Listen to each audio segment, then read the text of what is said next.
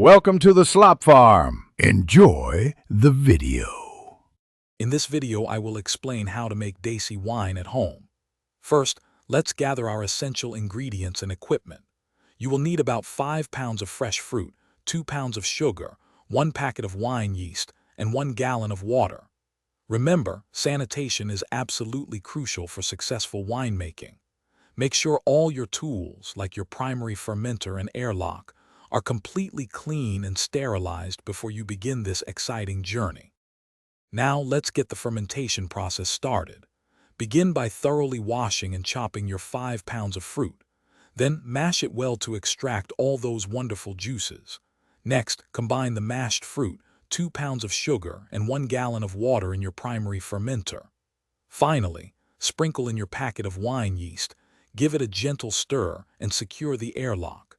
This will allow carbon dioxide to escape while keeping unwanted air out. Once primary fermentation slows, typically after 7 to 10 days, it's time for secondary fermentation. Carefully siphon the wine from the primary fermenter into a clean, sanitized secondary fermenter, leaving the sediment behind.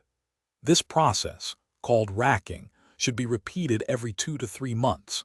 Aging your wine for at least 6 months or even longer will significantly enhance its flavor and clarity, making it truly delightful.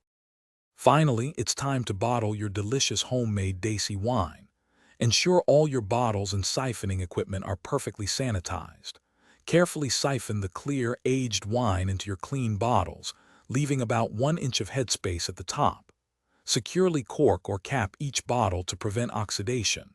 Store your finished wine in a cool, dark place, ideally on its side, and enjoy the fruits of your labor whenever you desire. Cheers. Thanks for watching. Consider subscribing if we helped you today.